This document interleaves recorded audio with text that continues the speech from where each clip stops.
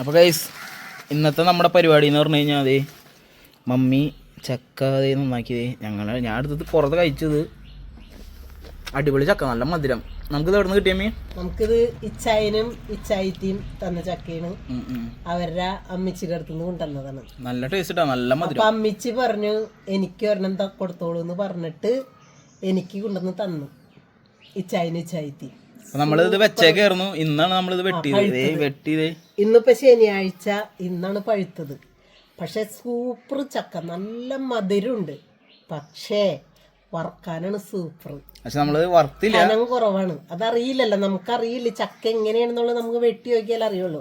പച്ചനോട് കൂടിയാണ് ഇതിന്റെ ഇത് ചോളയുടെ കനം കുറവാണ്, അതുകൊണ്ട് വറക്കാൻ അടിപൊളിയാണല്ലേ. വറുത്ത സൂപ്പർ ചക്ക.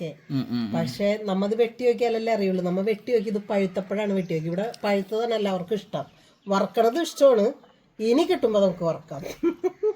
അപ്പൊ ദേ ഞാനിങ്ങനെ ചക്കയുടെ നിങ്ങളുടെ അവിടെ എന്തിട്ടാ ഇതിനെ ഈ പേരുകൾ പറഞ്ഞോളൂ, അതിന് വേണ്ടിട്ടാണ് നമ്മൾ ഇടുന്നത്. ചാലക്കുടി തൃശ്ശൂര് അങ്ങനെയാണെന്ന് എനിക്കറിയില്ല.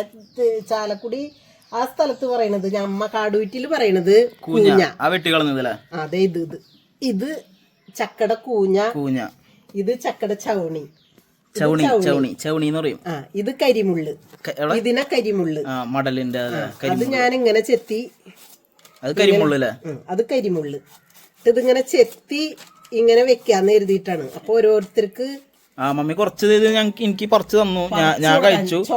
ചോളയും കുരൊക്കെ കളഞ്ഞു തന്നു, കുരും ചവണിയൊക്കെ കളഞ്ഞു കൊടുക്കാൻ അത് തന്നു. അത് ഞാൻ കഴിച്ചു കുറെ. ഇനി ബാലൻസ് ഉണ്ട്, ബാക്കിയുള്ളത് ഇങ്ങനെ ആക്കിയിട്ട് ഫ്രിഡ്ജിലെടുത്ത് അല്ലേ. ഇനി ഇരുന്ന് ചോളയും ചവണിയും കളഞ്ഞു വരുമ്പോഴേ ഇന്നത്തെ മമ്മി പോക്കാവും. ഇന്നത്തോട് മമ്മിയുടെ ഇത് വരും. അപ്പൊ ഇനിയുള്ളത് കളഞ്ഞു തിന്നട്ടെ എന്ന് കരുതി ഈ കൂഞ്ഞലും കരിമുള്ളും ചെത്തി വെക്കാം. അപ്പൊ അതിന് നിങ്ങളുടെ അവിടെ പറഞ്ഞ പേര് കമന്റ് ചെയ്തോളൂ എല്ലാവരും, എന്തിന്റെ പേര് പറയണം. സൂപ്പർ ചക്കയാണ്. ചൈനും ചൈത്തിയും അടിപൊളി, കണ്ടോളൂട്ടാ. അടിപൊളി ചക്കയാണ്. മമ്മിക്ക് തന്ന ചക്ക മമ്മി ദേ ഇങ്ങനെ ആക്കി വെക്കാണ്. അപ്പൊ അതെ ചക്കൊക്കെ വെട്ടി കഴിഞ്ഞ് ചക്കയുടെ കുരു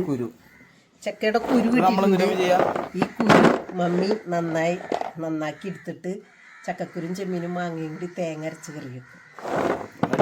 അടിപൊളി കുരുവിനും ഒന്നും പറയാൻ പറ്റില്ല. നല്ല മുറുക്കുള്ള കുരു, നല്ല നൂറുള്ള കുരു എന്ന് പറഞ്ഞാൽ നന്നായി വെന്തലരും.